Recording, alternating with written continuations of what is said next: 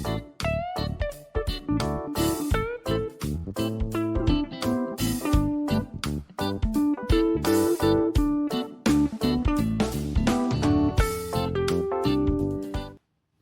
bienvenue dans un nouveau carnet de lecture. Installez-vous bien confortablement, prenez votre petite boisson chaude et on est parti pour une petite demi-heure de blabla livresque. Je viens tout juste de clore le carnet de lecture précédent, donc on fait table rase de la semaine dernière et je vous propose d'ouvrir un nouveau carnet qui sera sous le signe des lectures un petit peu frissonnantes, gothiques, à l'ambiance un peu froide, puisque c'est la dernière semaine du challenge On lit du gothique en automne.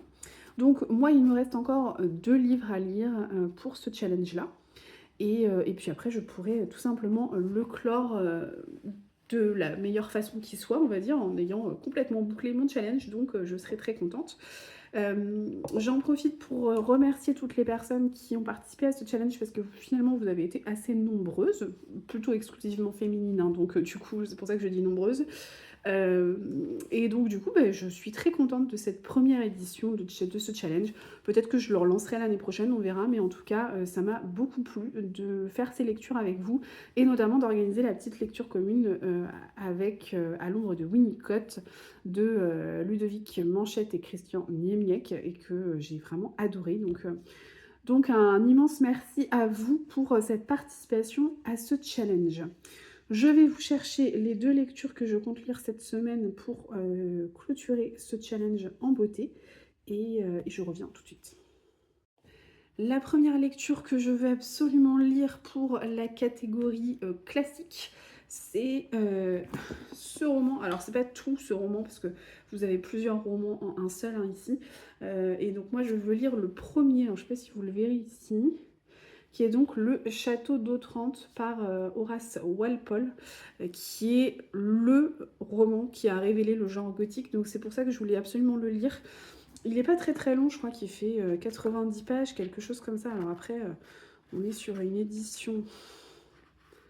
Ouais, c'est ça, il fait 80 pages. Mais on est sur une édition très très serrée, comme vous pouvez le voir. Et les pages sont hyper hyper fines. Donc on n'est pas sur quelque chose de forcément simple à lire, je pense. Mais à mon avis, ça va être quand même assez vite lu. Et j'ai vraiment hâte de découvrir ce roman. Donc ça c'est le premier. Le deuxième, je ne l'ai pas en version papier, je l'ai sur ma liseuse. Il s'agit d'un partenariat avec NetGalley et donc il s'agit du nouveau roman La maison idéale. Alors j'ai mangé le nom de l'autrice donc je ne pourrais pas vous le dire, je vous remettrai de toute façon la petite vignette. Et donc La maison idéale, ce sera un livre que je lirai dans le cadre de la catégorie sombre manoir, puisqu'on est vraiment dans une maison assez glaçante aux États-Unis, je crois. Donc voilà, donc ce seront mes 2 dernières lectures pour ce challenge et je vais bien évidemment vous en parler tout au long de cette semaine. Côté lecture, sinon j'ai entamé un autre livre depuis la dernière fois que je vous ai parlé. J'ai entamé Oscar Wagner a disparu de Jean-Christophe Portes, je ne sais pas trop comment ça se dit, qui est donc édité chez J'ai lu et je l'ai reçu dans le cadre de la masse critique Babelio qui a eu lieu il y a bien 1 mois et demi je pense maintenant. J'ai mis un petit temps à le recevoir donc c'est pour ça que je vous en ai pas parlé tout de suite. Mais je suis enfin dedans. Donc dans cette histoire, on est en 1942 à Paris et on fait la connaissance de Maurice Ferrandi, plus communément appelé Mo les yeux bleus, qui est un proxénète notoire, un truand de la première heure, on va dire ça comme ça, qui est patron de plusieurs boîtes de nuit et de maisons closes à Paris, mais pas que, hein, dans le Nord, un petit peu partout en France. Et, euh, et donc la route de Mo les yeux bleus croise celle de Oscar Wagner, qui est un, un haut fonctionnaire nazi. Enfin, je sais pas trop comment le qualifier, mais bon, c'est un homme d'affaires nazi. Leurs routes se croisent. Mo Les Yeux Bleus n'a d'autre choix que de tuer ce fameux Oscar Wagner, sauf qu'en fait il se rend vite compte que cet Oscar Wagner avait des informations très importantes concernant un plan secret élaboré par Hitler euh, dans les années 1940, je crois que c'était en 1940, donc 2 ans plus tôt. Et donc ce plan secret serait une espèce de tactique militaire qui pourrait tout changer et qui pourrait donner l'avantage aux Allemands pour gagner la guerre. Et donc cet Oscar Wagner a cette information à sa possession, et donc forcément bah, tout le monde le recherche. Donc moi les yeux bleus, il est un peu pris entre enfin il est un peu pris à la gorge on va dire, parce que du coup tout le monde le cherche, donc aussi bien la Gestapo allemande que la Gestapo française, le MI6, donc les services secrets anglais également, enfin tout le monde le recherche, et il se rend compte qu'il a plutôt intérêt de faire profil bas. Sa route va croiser celle de Lizzie van der Jagd, qui est considérée comme la secrétaire de Oscar Wagner, mais en fait on apprend très vite qu'elle est agent infiltré, agent anglaise infiltrée du MI6 notamment, et des services secrets anglais. Voilà, et donc elle, son objectif et sa mission, c'était notamment de récupérer ce fameux plan secret. Voilà, à peu près ce que je peux vous dire sur l'histoire. Je ne peux pas vous en dire plus parce que sinon je vais vous spoiler pas mal de choses. On est sur un roman qui est à mi-chemin entre un thriller, un policier, un roman d'espionnage, un roman historique, ça mélange un peu tous ces genres-là. C'est quelque chose de très riche, parfois assez complexe à comprendre du coup, du fait de la richesse historique que l'on peut retrouver dans ce récit. Et donc j'avance pas forcément très rapidement. Mais je suis dedans, là, je commence à me mettre un petit peu plus dans l'histoire. J'ai mis un certain temps à entrer dans le roman parce qu'on était sur... en fait, on est sur l'utilisation d'un langage très populaire avec des mots d'argot qui sont utilisés. Donc ce qui va très bien avec le style, parce que forcément le personnage principal que l'on suit, c'est un proxénète. Donc bon, forcément, c'est pas mal d'être immergé via le langage populaire et via tous ces mots d'argot. Mais ça m'a un petit peu freinée au début, je dois avouer. Et ce qui m'a notamment freinée aussi, ce sont les violences qui sont faites aux femmes. Il y a beaucoup de scènes, enfin à mon sens en tout cas, je trouve qu'il y a beaucoup de scènes où il y a des violences qui sont faites aux femmes. Forcément, on est sur un proxénète, donc on est dans le monde de la prostitution, donc c'est pas tout beau tout rose, surtout à cette époque-là. Enfin, je dis surtout à cette époque-là, mais enfin, même maintenant, c'est pas tout beau tout rose, hein, faut pas exagérer, mais bon, voilà, on est dans le cadre de la guerre, donc vous rajoutez le cadre en plus de la guerre mondiale par-dessus cette histoire de maison close, de proxénète et compagnie. On est sur quelque chose qui est franchement pas joli. Et donc, j'ai un peu de mal à supporter toutes ces violences faites aux femmes. Je trouve qu'on est vraiment... on est sur quelque chose qui est assez compliqué à lire, et j'ai vraiment du mal à m'attacher au personnage de Mou les yeux bleus, notamment à cause de ça.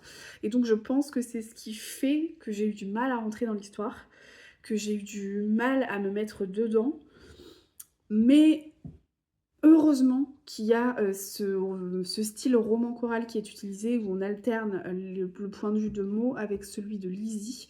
Et du coup, celui de Lizzie apporte un peu de fraîcheur quand même, et ça équilibre un peu les choses. Voilà. Donc, j'en suis page 260, il me reste en gros 120 pages avant la fin. J'attends de voir ce que ça va donner pour venir vous en reparler, mais on est sur un roman vraiment d'espionnage. Si c'est un peu le genre de choses qui vous intéresse, eh bien pourquoi pas. Moi, c'est des romans que je ne lis pas forcément, en toute honnêteté. Je pense que le dernier roman que j'ai lu, qui se passait d'ailleurs à la même période historique, qui était un peu un roman thriller espionnage comme ça, c'était un roman de Jean-Christophe Granger. J'ai plus le nom du livre, que j'ai dû lire l'année dernière, que j'avais bien aimé aussi, mais qui était pareil, très violent. Mais bon, c'est du Jean-Christophe Granger en même temps, donc c'est pas forcément étonnant. Mais voilà, donc écoutez, pour le moment, je me laisse surprendre par ce roman, et on va voir ce que ça va donner. En parallèle, je suis toujours plongée dans ma lecture audio, qui est donc Comme toi de Lisa Jewell. Il me reste vraiment pas grand chose, il me reste maximum 2 heures d'écoute. Donc il faut absolument que je m'y mette parce que en plus je suis vraiment bien dans l'histoire et j'ai vraiment envie de savoir ce qui va se passer. C'est hyper haletant, hyper prenant, donc j'ai très envie de savoir, de connaître le fin mot de l'histoire tout simplement. Donc voilà, je pense que je vais essayer de le finir cette semaine. J'ai bien trouvé 2 heures quand même cette semaine pour écouter mon livre audio. Et je vous en dis bien évidemment plus quand je l'aurai terminé. Je vais vous laisser là, je vais aller finir mon thé. C'est un thé Maison Bourgeon. Attendez, je vais vous le montrer parce qu'il est très très long. Et je suis tout simplement pas sûre de vous en avoir parlé jusque là. Donc c'est un thé Maison Bourgeon et c'est marron chaud caramel avec des notes aromatiques de châtaigne et de vanille. Donc on est vraiment dans l'ambiance automnale jusqu'au bout. Ce carnet de lecture sera probablement le dernier carnet de lecture automnal de l'année, donc c'est pour ça que je me permets de vous le dire. Marron chaud caramel chez Maison Bourgeon, c'est une petite pépite ce thé. Voilà, bref, sur ce, je vous laisse là et puis je vous reprends bien évidemment plus tard.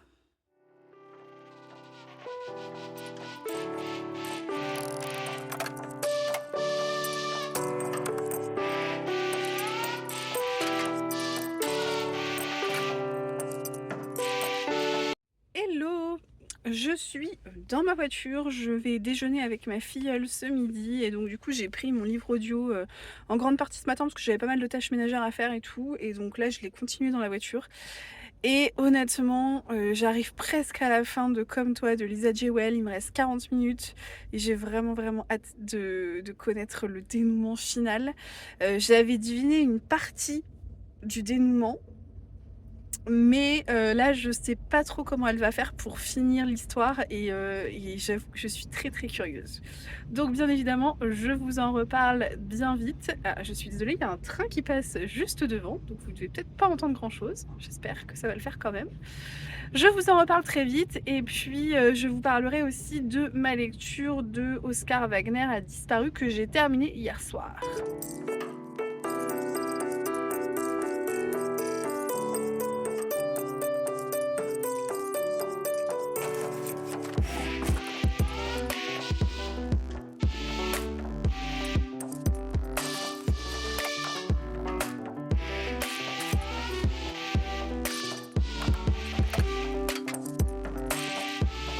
Hello, on est mercredi aujourd'hui. Je viens vous parler rapidement parce que j'ai un petit unboxing à faire avec vous. Je suis en train de me faire un café.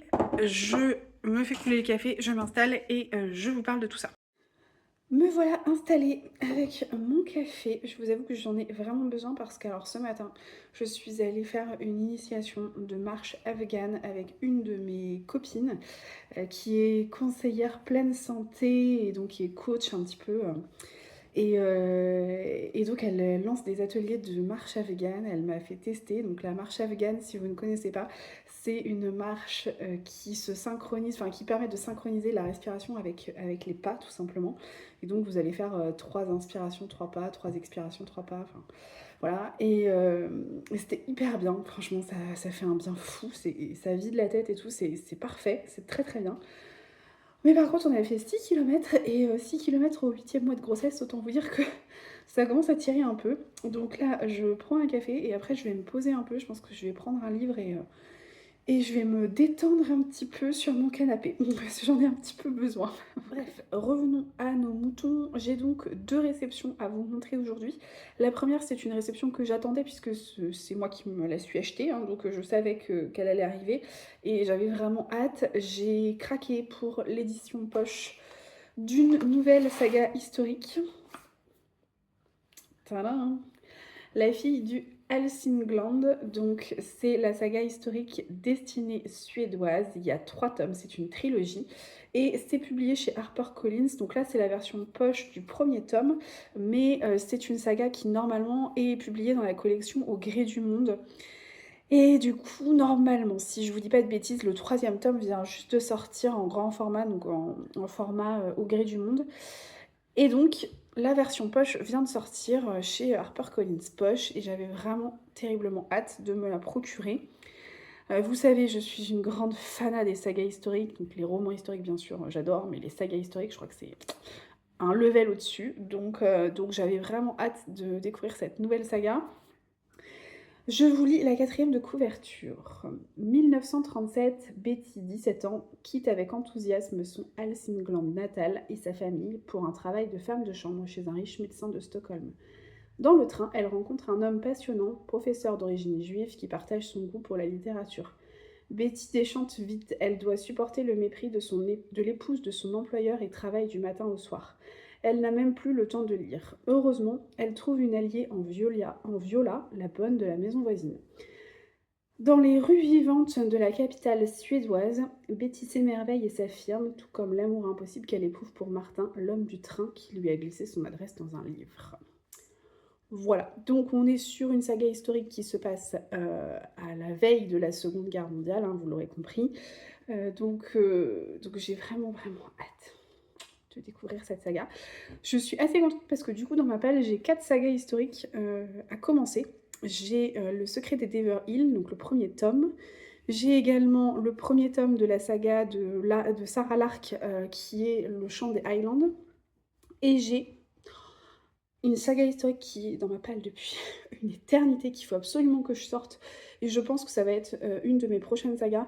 C'est Les Heures obéissantes de Carole. Alors je sais plus le nom de l'autrice exactement, mais c'est une saga qui se passe aussi aux alentours de la Seconde Guerre mondiale. Et franchement, il faut absolument que je la lise parce qu'elle me fait de l'œil depuis longtemps. Et puis bon, là, franchement, c'est quand même un petit peu abusé de l'avoir fait traîner aussi longtemps dans ma palle. Donc voilà. Bon, en tout cas, celui-ci me tente bien. Si vous l'avez lu, dites-moi ce que vous en avez pensé. Et puis si vous avez lu les tomes d'après aussi, dites-moi si ça vaut le coup, si c'est une saga qui est sympa ou pas. Et puis on verra. On verra ce que ça va donner. Et deuxième réception, je ne l'ai pas ouverte. Je vous avoue que je ne sais pas trop ce que c'est. Parce que je n'ai pas de service de presse, enfin j'ai pas de demande de service de presse là, j'ai rien eu. Enfin j'en ai eu quelques-uns des services de presse, mais ce sont des services de presse sur liseuse, donc j'attendais rien de particulier dans ma boîte aux lettres. J'en ai un en tête, mais que j'aurais dû recevoir il y a plus de 2 mois, donc en fait je suis en train de discuter avec la maison d'édition, mais en soi le colis a dû se perdre, donc je ne pense pas que ce soit ça, enfin je suis pas sûre qu'il me l'ait renvoyé, enfin, en tout cas il m'en avait pas parlé, donc je trouve ça un peu bizarre, mais bon. J'ouvre donc... Ah bah si, c'est ça. J'ouvre donc le colis. Ah, trop bien, je suis très contente. Oh, je l'attendais. Trop bien. J'avais vraiment fait une croix dessus, hein, ça fait 2 mois que j'étais censée le recevoir. Il s'agit donc de La liberté est une île lointaine de Eleanor Shearer. Et donc on est sur une parution Charleston. Et je l'attendais avec impatience. Avec impatience, vraiment. Et donc, c'est un livre que j'ai reçu dans le cadre de la masse critique Babelio, donc qui a eu lieu, franchement, ça devait être début septembre au moins, fin août, début septembre, peut-être quelque chose comme ça.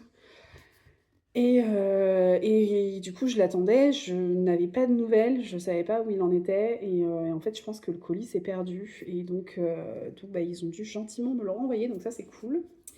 Donc je vais pouvoir le lire, je suis trop contente. Donc je vous lis la 4e de couverture. Caraïbes 1834, Marie-Grace, Mika, Thomas Augustus, Cherry Jane, merci. Sous ses paupières, Rachel a gravé le visage de ses 5 enfants, ceux qui ont survécu mais qui lui ont été arrachés au fil des années. Si l'esclavage vient d'être aboli, rien n'a vraiment changé dans les plantations de la Barbade et Rachel doit encore 6 longues années de travail à son propriétaire. Mais comment imaginer la liberté sans connaître le sort de ses enfants ? Aussi, un soir de révolte, malgré la peur, elle décide de s'échapper. Du lever au coucher du soleil, à travers les champs de canne à sucre de la Barbade jusqu'aux forêts de Guyane britannique, Rachel entreprend un long et périlleux voyage sur la trace de ses enfants disparus. D'une poésie saisissante, La liberté est une île lointaine, nous transporte au cœur de la quête extraordinaire d'une mère. Bon, j'ai hâte de les lire, mais je vous avoue qu'en relisant le résumé, je me dis que je sais pas pourquoi j'ai demandé à avoir ce livre maintenant, parce que les hormones de grossesse et compagnie sur ce genre d'histoire, je ne sais pas si c'est la meilleure chose à faire. Mais bon, écoutez, on verra. Toujours est-il que j'ai vraiment hâte, enfin ça a l'air d'être une histoire bouleversante, captivante. Ça parle de l'esclavage. Moi, c'est une période historique que je trouve passionnante, hyper dure, mais certes, mais passionnante. Et du coup, j'ai très envie de le commencer maintenant. Ça tombe bien parce que de toute façon, dans le cadre de la masse critique Babelio, on a un mois pour chroniquer le roman quand on l'a reçu.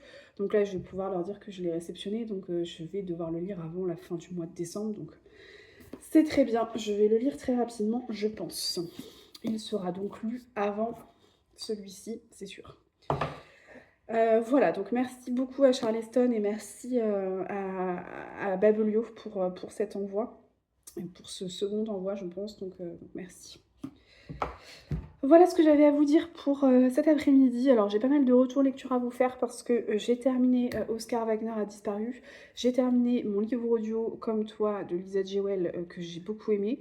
Donc il faut que je vous fasse tous ces retours-là, mais je pense que je vous prendrai un petit peu plus en fin de semaine. Là vraiment, j'ai qu'une envie, c'est d'aller me poser un peu et de lire un livre tranquillement, à tête reposée.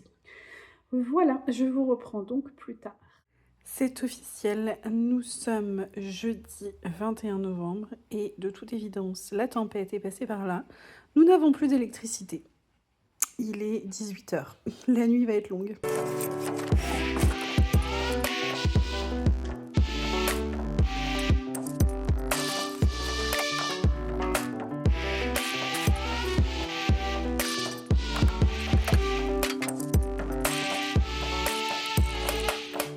Hello, nous sommes lundi 25 novembre et j'ai plein de choses à vous dire.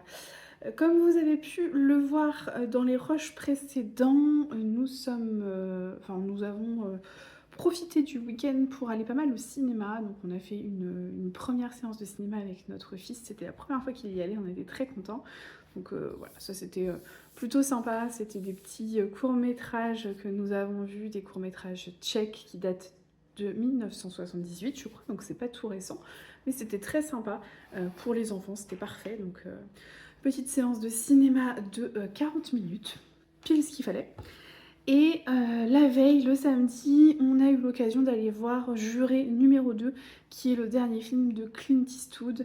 Je vous en parle très rapidement, mais en tout cas, si vous cherchez un bon film à aller voir en ce moment, vous pouvez aller voir celui-ci. Franchement, honnêtement, j'ai beaucoup aimé.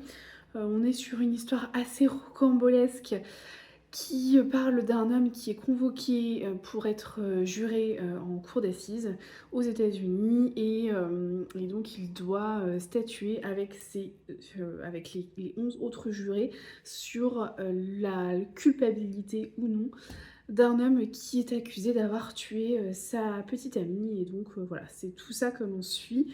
Et franchement, c'est très bien fait, c'est une très belle plongée dans le système du jury populaire, c'est une très belle plongée dans le système judiciaire américain. Et voilà, et donc du coup, si vous cherchez un film, pardon, très sympathique à aller voir, qui n'est pas trop long, qui est bien fait, qui est bien pensé, qui n'a pas une vision trop manichéenne des choses, et bien n'hésitez pas à aller voir Juré numéro 2. Revenons à nos moutons parce que j'ai quand même pas mal de choses à vous dire en termes de lecture. J'ai 3 retours lecture à vous faire, c'est pour vous dire. Depuis que je vous ai quitté la dernière fois, j'ai quand même pas mal lu. J'ai donc terminé Oscar Wagner a disparu de Jean-Christophe Portes, encore une fois, toutes mes excuses pour la prononciation du nom de famille. Dans ce roman, Oscar Wagner a disparu. Alors, je vous en ai déjà pas mal parlé, donc je vais pas trop revenir dessus. J'étais à peu près à la moitié du livre quand je vous ai pris en vidéo la dernière fois. Je vous avais dit que j'avais un petit peu de mal à rentrer dans l'histoire. Eh bien, sachez que passé la première moitié, eh bien, on est beaucoup plus impliqué dans l'histoire, j'ai trouvé. Alors, je pense que c'est notamment dû au style roman choral, puisqu'on alterne le point de vue de Mo les yeux bleus et de Lizzie. Et je trouve qu'au fur et à mesure, le personnage de Mo les yeux bleus devient un petit peu plus humain. Alors, ça reste un proxénète, hein, donc on n'est pas sur quelqu'un de très sympathique, mais on se rend compte quand même que c'est quelqu'un qui a un fond pas si mauvais que ça, et qui souhaite quand même faire le bien, entre guillemets, autour de lui, même si, encore une fois, il reste proxénète, hein.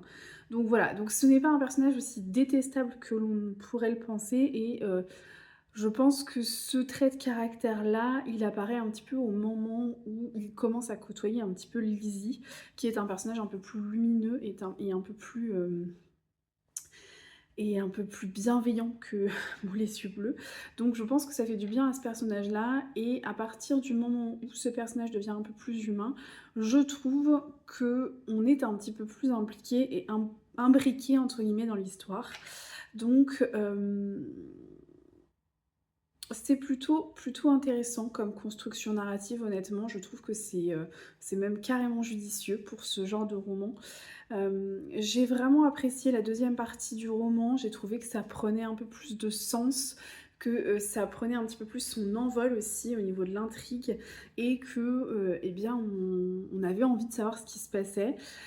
Moi, j'avais vraiment très envie de connaître le dénouement. Le dénouement final ne m'a absolument pas déçue, bien au contraire, j'ai été assez surprise et j'ai trouvé que c'était assez ouvert comme fin. Donc ça nous laisse quand même, pantois parce qu'on a pas mal de questions en suspens. Mais du coup, j'imagine que c'est, des réponses que l'on aura dans le second tome, puisqu'il y a un second tome qui s'appelle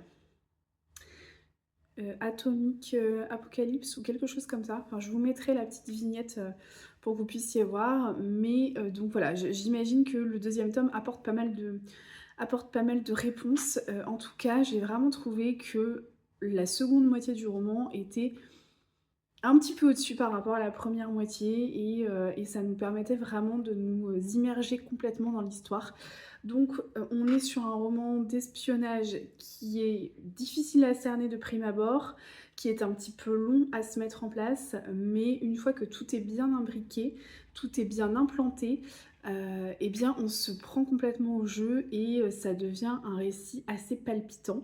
Donc belle découverte pour moi. Si vous aimez les romans d'espionnage, je vous le recommande. Ça peut vraiment être une bonne «entrée en matière» entre guillemets, pour découvrir ce type de littérature et puis, ça permet également de découvrir sous un autre angle la Seconde Guerre mondiale. Ensuite, j'ai terminé mon livre audio qui était un Lisa Jewell, donc c'était Comme toi.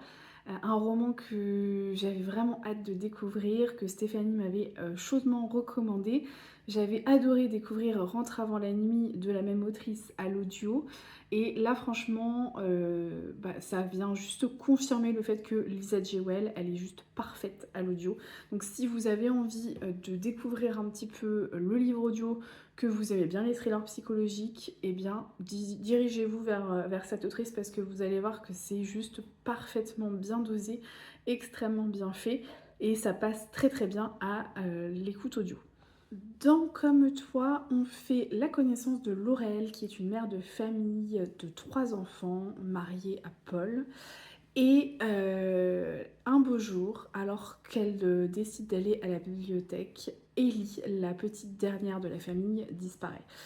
Sauf que Ellie n'est jamais retrouvée, l'enquête de police piétine complètement et donc elle n'est tout simplement pas retrouvée.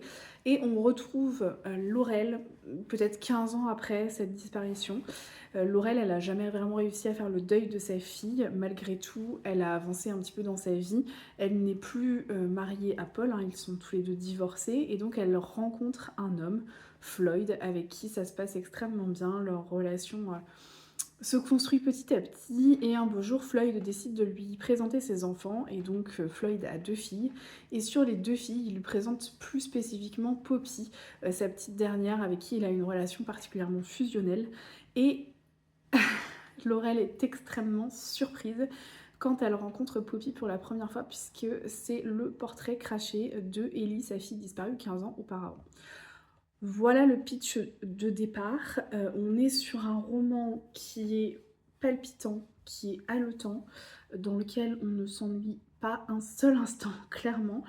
Ce qui est vraiment impressionnant avec Lisa Jewell, c'est qu'elle maîtrise à la perfection le rythme de ses romans.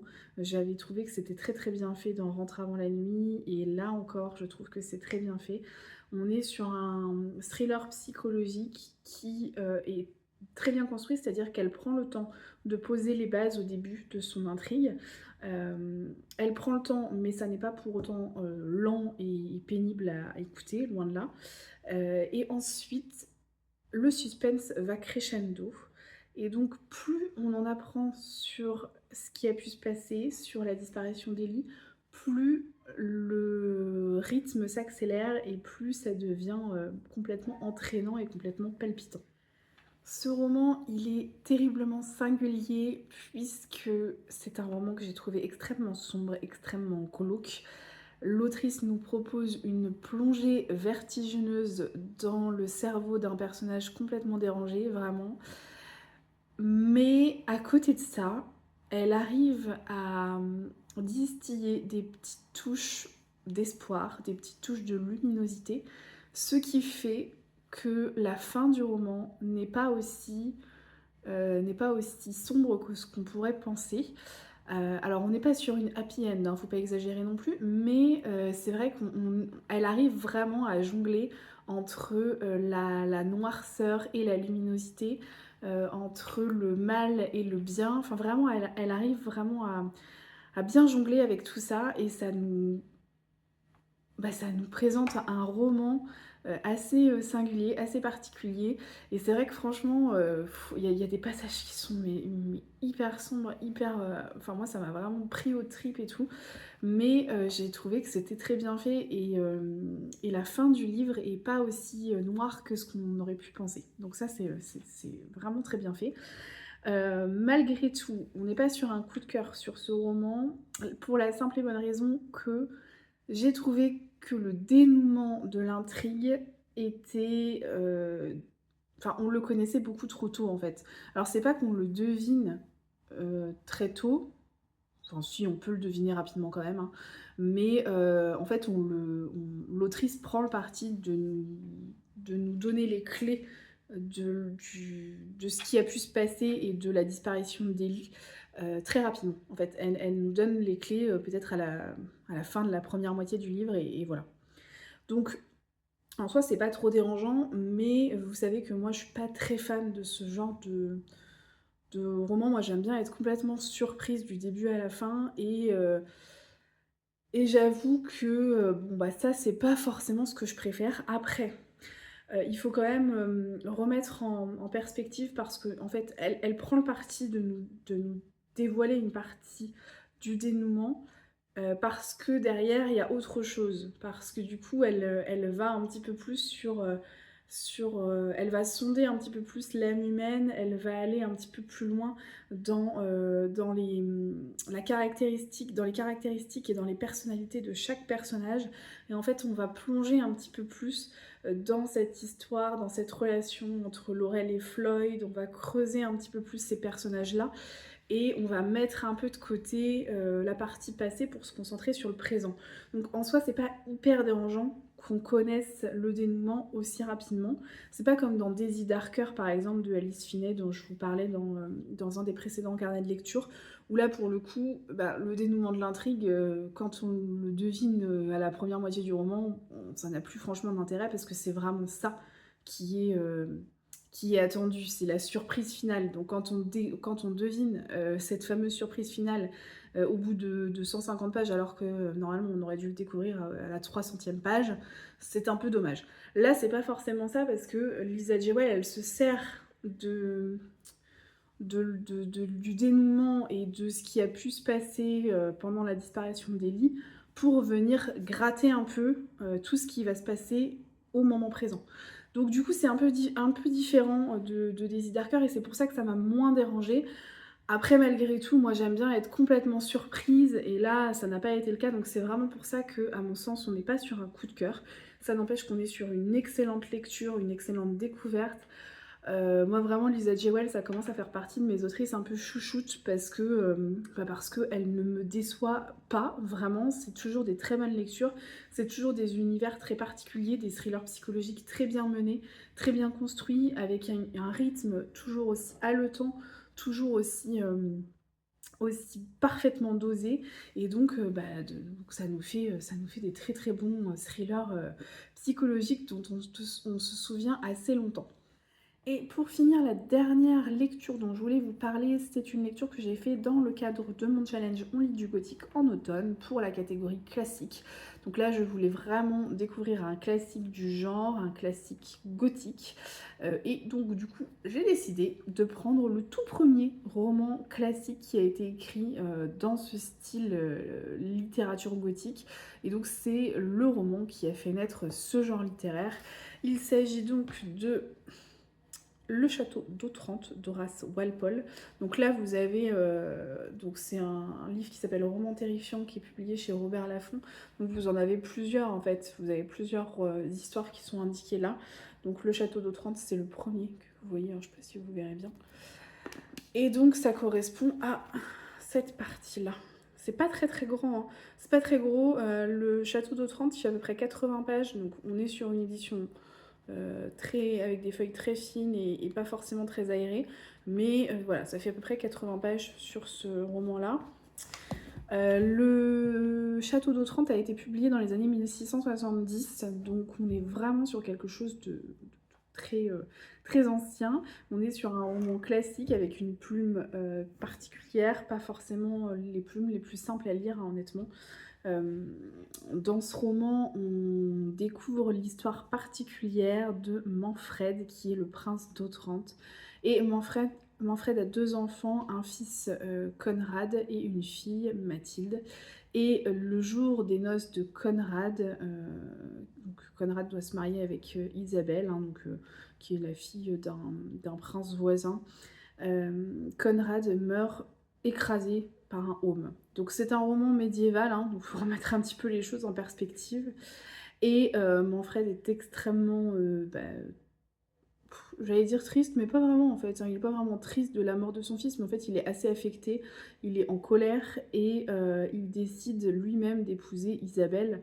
Donc il veut faire annuler son mariage avec la mère de Mathilde et Conrad pour pouvoir épouser la jeune Isabelle. Et donc il y a tout un petit, enfin il y a toute une histoire qui se met en place à partir de ça, parce que bien évidemment Isabelle ne veut absolument pas épouser Manfred. Et puis bah, la mère de Mathilde et Conrad, bon, elle apprécie pas non plus d'être mise sur le bord de la route comme ça, hein, donc voilà. On est sur un roman très médiéval, on est sur un roman qui crée vraiment les codes du genre, du genre gothique, puisque vous avez effectivement quelques touches de fantastique, vous avez la religion qui est très présente, puisque vous avez quand même des références à des couvents, des références à des prêtres et compagnie, donc il y a beaucoup de, il y a toute une partie religieuse qui est mise en avant. Vous avez toute une partie un peu malédiction, vous avez un château très, très particulier, très sombre, qui donne pas trop envie, hein, en toute honnêteté. Et donc voilà, vous avez tous ces codes-là, et effectivement, on retrouve bien l'ambiance gothique, même si on voit qu'on est quand même assez balbutiement, entre guillemets, mais on voit qu'on est sur quelque chose qui est assez... je pense en tout cas qu'à l'époque, c'était quand même assez marquant et assez révélateur du genre. Euh, pour le coup, ça n'a pas été une lecture que j'ai trouvée extrêmement intéressante. Alors c'est intéressant de par la construction du genre, après c'est tout. Voilà. J'ai pas été complètement embarquée par l'intrigue, c'est pas quelque chose... je vais pas refermer le livre en me disant waouh, mais comment j'ai fait pour vivre ici, enfin jusqu'ici sans avoir lu ce classique. Non, vraiment, c'est pas le meilleur classique que j'ai lu, il me laissera pas un souvenir impérissable. Je suis vraiment contente de l'avoir découvert dans le cadre du challenge du gothique en automne, parce que ça m'a vraiment permis de découvrir le premier roman gothique qui existe, mais enfin qui a été écrit en tout cas, mais c'est pas, enfin encore une fois, ça ne me laissera pas un souvenir impérissable. Je pense en toute honnêteté qu'il y a des meilleurs romans gothiques à lire que celui-ci. Dans le cadre du challenge en lit du gothique en automne, il me reste donc un roman à lire qui est un roman que j'ai en partenariat avec Ned Gallet. Il s'agit de La Maison Idéale de Kate Collins. Je vous en ai déjà un petit peu parlé. Je ne l'ai pas encore commencé, mais j'aimerais vraiment beaucoup le lire cette semaine et pouvoir vous faire un retour avant de clore le carnet. Donc je ne sais pas si ce sera possible ou pas, mais j'aimerais vraiment beaucoup. En attendant, moi j'ai commencé autre chose, complètement différent, oui et non, parce que je pense qu'on est quand même sur quelque chose d'un peu, pas gothique, mais à l'ambiance quand même assez sombre. J'ai commencé Les Fêlures de Wakefield Manor de S.A. Yarmond, publié chez Hurlevent. J'en suis page 80. J'en suis pas très loin. Je vais d'ailleurs me mettre à lire un petit peu là. Mais je n'en suis pas très loin. Je vous en reparle bien évidemment dans ce carnet de lecture. Et j'espère pouvoir vous parler également de La Maison Idéale, histoire de clore de façon magistrale ce challenge On lit du gothique en automne et de clore les carnets de lecture de cette saison automnale, puisque à partir de la semaine prochaine, je me lance dans les lectures de Noël. Voilà. Bref, j'arrête de vous parler pour aujourd'hui. Je vous reprends plus tard.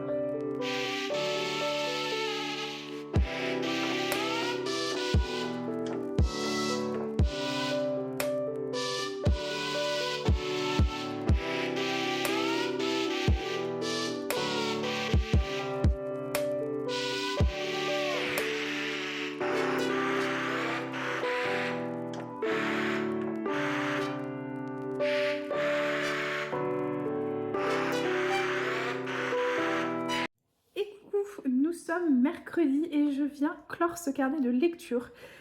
J'avais pour idée de finir certaines lectures avant de venir clore le carnet, puis finalement je pense que ça va pas se faire. Donc on va être raisonnable et on va clore le carnet aujourd'hui.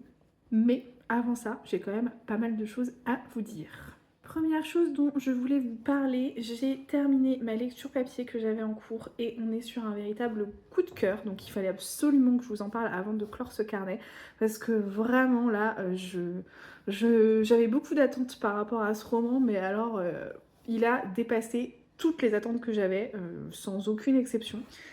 Il s'agit donc de ce roman, Les Fêlures de Wakefield Manor de S.A. Yarmond, publié chez Hurlevent. Donc comme d'habitude, on est sur un objet livre assez incroyable. Ce roman, vraiment, c'est mon coup de cœur de la maison d'édition. Parce que j'ai lu pas mal de romans publiés chez Hurlevent depuis la création de cette maison. Ça devait être en 2022, je crois, la création de cette maison d'édition. J'en ai lu pas mal, je pense que j'en ai lu 5 ou 6. J'ai lu Le cœur singulier de Millie Davis, j'ai lu Des cendres sur tes mains, j'ai lu La Duchesse de Buckingham. J'ai également lu cette année Les éclats de la fratrie au pic et Nuit d'orage à Haute-Rive, cet été d'ailleurs. Donc j'en ai lu 5 finalement, donc c'est pas mal, 6 avec celui-ci. Et en fait, ce roman-là, c'était le dernier de la maison d'édition que j'avais dans ma palle. Voilà. Autant vous dire que sur tous les romans que j'ai lus, c'est vraiment mon préféré. C'est coup de cœur intersidéral, vraiment. Mais je tiens quand même à souligner que les autres que je viens de vous citer sont des excellentes lectures. Je crois qu'il n'y a pas une seule parution de chez cette maison d'édition qui m'a déçue. Honnêtement, à chaque fois, j'ai frôlé le coup de cœur presque instantanément à chaque fois. Celui qui me restera peut-être un petit peu moins en tête, c'est Nuit d'orage à Haute-Rive, et encore que l'ambiance était tellement suffocante que je pense que vraiment on n'était pas loin du coup de cœur aussi. Donc je vous le dis parce que c'est une maison d'édition qui est en souffrance à l'heure actuelle. Si vous regardez un petit peu les vlogs de la création de la maison d'édition, de la créatrice pardon, de la maison d'édition, Sarah, donc Mrs. Book Yarmond, vous savez probablement que c'est une maison d'édition qui rencontre des difficultés financières, et en toute honnêteté, ça me fend le cœur parce que c'est une maison d'édition qui est incroyable, et toutes les parutions qu'elles ont éditées jusque-là sont mais juste géniales. Et je trouve ça tellement dommage que ce soit une maison d'édition qui ne soit pas reconnue entre guillemets à sa juste valeur, parce que vraiment elle mérite que du succès, cette maison d'édition. Les parutions sont juste incroyables. Donc si vous ne connaissez pas encore cette maison d'édition et que vous avez envie de faire une bonne action pour cette fin d'année, que vous avez envie d'aller les soutenir, n'hésitez pas. allez-y, achetez un de leurs romans, vous vous ferez votre propre opinion, mais honnêtement, ça m'étonnerait que vous soyez déçus parce que si vous aimez les romans un peu historiques, les romans d'ambiance, les romans forts, les romans puissants qui vous laissent une marque, eh bien vous n'allez pas être déçus, croyez-moi. Bref, parenthèse refermée, je reprends quand même mon propos par rapport à ce livre. Les Fêlures de Wakefield Manor, vraiment, j'ai été bluffée du début à la fin, c'est-à-dire que même l'épilogue m'a bluffée, mais vraiment. Donc, je vais pas vous faire un résumé de l'histoire comme j'ai l'habitude de le faire, parce que je trouve que la 4e de couverture est extrêmement bien écrite, bien rédigée, et c'est typiquement le genre de roman où il ne faut pas en dire trop, parce que si vous en dites trop, vous gâchez une grosse partie de la lecture, donc c'est absolument pas ce que je veux faire, bien au contraire, je veux vous donner envie de le lire, je veux pas vous donner envie de courir et de fuir, loin de là. Donc je vous lis la 4e de couverture, vous allez voir, elle est assez énigmatique. 1910, Angleterre. Honoria Belfort, jeune veuve de 27 ans, accepte un poste de préceptrice à Wakefield Manor dans les paisibles Cotswolds. Entre les murs du manoir, les mystères se dessinent et les bouches se condamnent au silence. Et tandis que les cœurs s'embrasent, la tragédie se profile. Je ne vous en dirai pas plus. C'est très, très mystérieux, mais ça va parfaitement avec l'ambiance du livre, donc allez-y les yeux fermés. Ce que je peux vous dire, c'est que tout est absolument parfait dans ce roman. On a l'ambiance glaçante de l'Angleterre du début du XXe siècle, en pleine saison automnale, hivernale, même parce qu'on a une partie du roman qui se passe un peu en hiver, avec des tempêtes d'hiver et compagnie. On a un manoir assez sombre qui renferme beaucoup, beaucoup, beaucoup de secrets. On a une famille qui est la famille Pendergast, qui est une famille assez énigmatique, très attachante, mais on comprend très vite qu'elle est très mystérieuse et qu'il y a beaucoup, beaucoup de secrets en dessous cette famille. Vous avez une héroïne qui est marquante à souhait, qui est émouvante, avant-gardiste pour son époque. Vous avez vraiment tous les ingrédients pour passer un bon moment. On est sur un roman qui n'a clairement rien à envier à des romans victoriens comme Les Hauts de Hurlevent ou comme certains autres romans de la littérature victorienne. C'est vraiment un véritable hommage, je trouve, à cette littérature-là. Je me suis posé la question à plusieurs moments si on n'était pas un peu dans un roman gothique. On frôle un peu avec le gothique, mais on n'est pas complètement dedans, vraiment. Il n'y a pas de touche fantastique, tout ça. Même si on pourrait se poser la question, mais non, il n'y a pas de touche fantastique dans ce roman. Donc on n'est pas vraiment complètement sur du roman gothique, mais on frôle un peu avec le genre. En tout cas, ce qui est sûr, c'est qu'on est sur un hommage saisissant à la littérature victorienne. La plume de l'autrice est délicate et envoûtante, et ça sert complètement le roman. On est dans une... En fait, elle arrive à créer une ambiance complètement immersive. On est complètement dans notre bulle anglaise et on n'en ressort que lorsqu'on a fini le roman, clairement. Et c'est extrêmement bien fait. Et je trouve que la plume sert très très bien ce roman. Vraiment, c'est incroyable. Les personnages sont extrêmement bien construits. L'autrice apporte un soin très particulier à la description de ces personnages et ça fait beaucoup en fait dans l'histoire parce que clairement on est sur un roman d'ambiance, il ne se passe pas énormément de choses, c'est vraiment un roman avec beaucoup de secrets, avec beaucoup de mystères, mais on n'est pas sur un roman où il se passe des choses incroyables, il n'y a pas beaucoup d'action et donc effectivement tout ce qui va être la description des lieux, la description des sensations, tout ça, ça a vraiment énormément d'importance. Et la description des personnages, bah, ça rapporte forcément un plus à tout ça. Donc là, on est vraiment là-dedans. C'est un véritable petit bijou, ce roman, et je vous recommande absolument de le découvrir parce que vous allez passer, je pense, un excellent moment. Enfin, si vous aimez la littérature victorienne, si vous aimez les romans un peu anglais du type Kate Morton, ce genre de choses, c'est typiquement le genre de roman que vous devez avoir dans votre bibliothèque, mais vraiment. Donc un petit bijou qui nous laisse une marque indélébile, je pense, et qui nous prend vraiment aux tripes du début à la fin. Mais vraiment, quand je vous dis à la fin, c'est jusqu'à la dernière phrase du livre. Je ne sais plus quoi vous dire en fait pour vous convaincre de le lire, si ce n'est de vous laisser complètement bluffer par cette histoire parce que c'est une histoire stupéfiante. La fin, on ne la voit absolument pas venir. En fait, on ne voit rien venir dans ce roman. On touche du doigt certains secrets, certains mystères parce qu'on se rend bien compte qu'il y a énormément de mystères. Donc on touche tout ça du doigt, mais sans jamais vraiment réussir à comprendre ce qui se passe et ce qui a pu se passer. Et la fin est incroyable, vraiment, ça, moi ça m'a vraiment scotché. Je sais pas trop quoi vous dire de plus, je peux vous donner quelques petits avis qu'il y a sur la 4e de couverture. Vous avez Laura du compte Laura's Reading qui nous dit « Laissez-vous vous perdre dans la campagne anglaise et embarquer dans cette histoire fascinante. L'autrice se joue de nous avec une intrigue stupéfiante et mystérieuse. C'est un texte digne des grands noms de la littérature britannique. » Vous avez Louise du compte L'ivresse de lire des livres qui nous dit « Un roman incroyable sublimé par une plume qui nous emporte. Ce roman est de ceux qui marquent, qui prennent aux tripes un coup de cœur. » Voilà. Donc, j'ai envie de vous dire, allez-y, hein. Voilà. Autre chose que j'apprécie beaucoup chez les éditions Hurlevent, donc c'est pour ça que je le souligne ici, vous avez à chaque fois en début de roman une petite playlist de lecture. Et pour le coup, alors je ne l'ai pas fait pour toutes les lectures de chez Hurlevent, mais là je l'ai fait pour celle-ci. Ça m'a vraiment immergée complètement dans le récit, donc je vous recommande vraiment de venir scanner le petit QR code que vous avez ici et ça vous emmène directement sur la playlist Spotify. Et franchement, ça, en termes de création d'ambiance, on ne fait pas mieux, hein. Je pourrais clairement vous parler de ce roman pendant des heures, mais on va en rester là quand même, soyons raisonnables. Donc c'est un roman que j'ai adoré, bien évidemment j'ai eu un peu de mal à trouver une autre lecture, parce que celle-ci elle m'a tellement emportée que j'ai mis un peu de temps à redescendre.